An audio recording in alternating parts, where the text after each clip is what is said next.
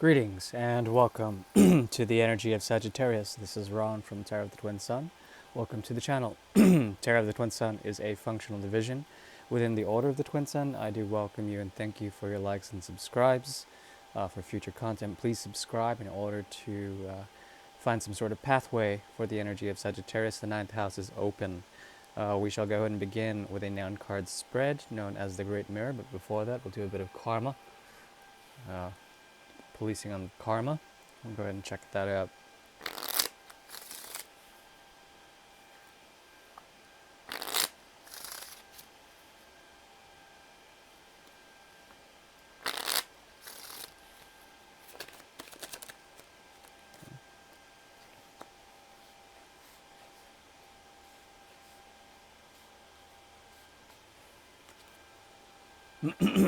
Okay, so I'm seeing here a way of containing expectations, being able to be practical and to solve those expectations, especially when it comes to proclivities of romance or the abilities that you can do in terms of creativity.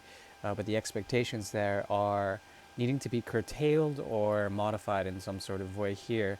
Mercury is emerging, and as well the Eight of Pentacles is emerging. With that, there certainly is a lot of solidity and ways of bringing out realities for the energy of Sagittarius, in which different worlds can unite and find some sort of structure together. Okay. Could be that there are two different gateways of looking at this, one towards the past and one into the future. There's something here that revolves around the capacities of things left behind, of expectations, and coming back to the drawbridge in order to let down and cross the moat. There also is a possibility here of fear and the relevance of certain thoughts and cycles of thought that relates to betrayal or treachery while crossing the moat, okay? But therein it lies two different realities, and trying to find, in terms of that, the method and the practicality in order to find some sort of way to forward obstacles, okay?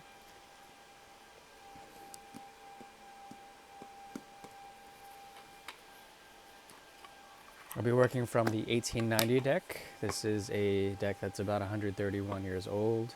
We'll go ahead and begin now with the Great Mirror. Thanks for tuning in. This is for the energy of Sagittarius. The ninth house is open.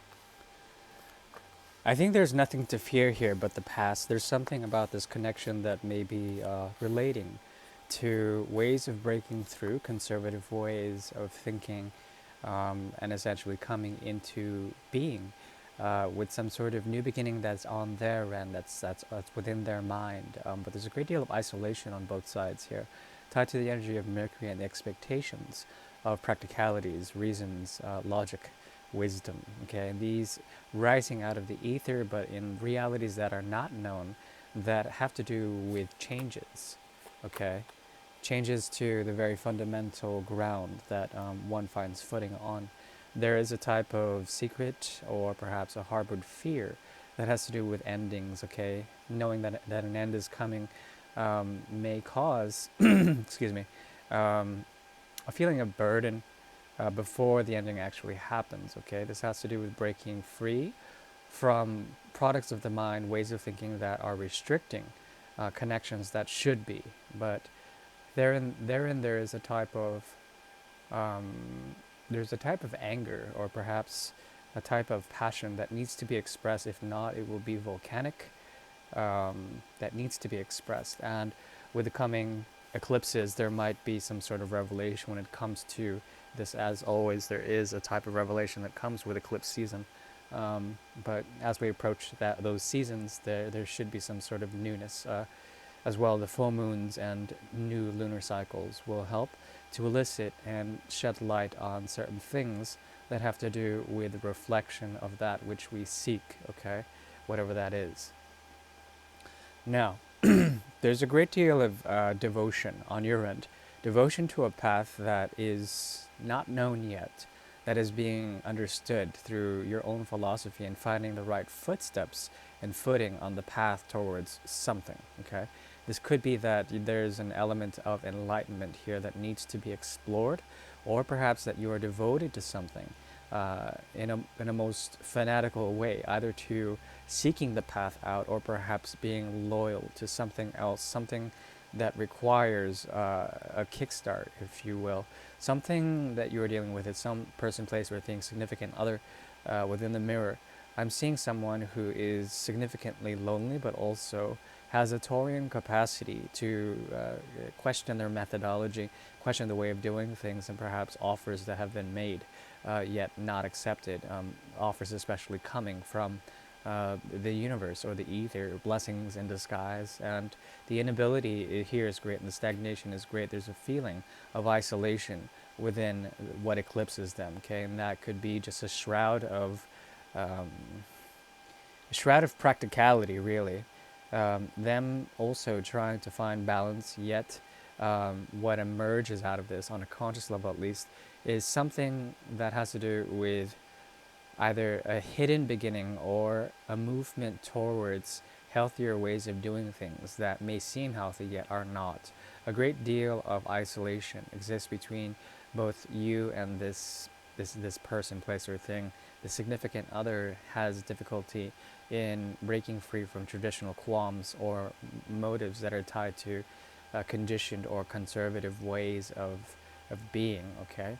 This has to do with the energy of Saturn and then the release of that through Uranus. So there's an Aquarian edge to this that ties directly to the 10th and 11th houses, okay? Externalized ways of finding, but also of being within the external world in order to understand how to let loose conservative ways of doing things, okay?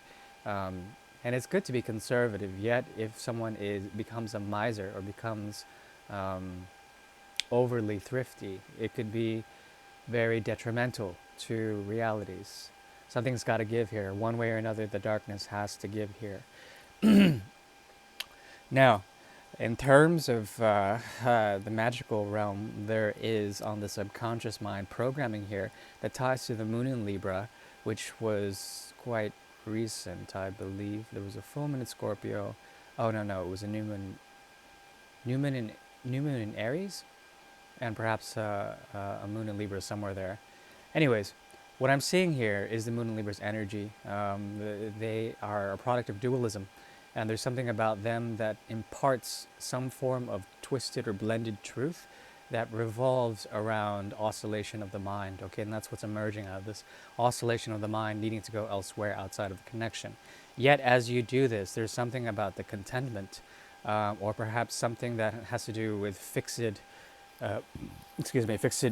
polarity and intensity that comes through the King of Cups and the energy of Scorpio.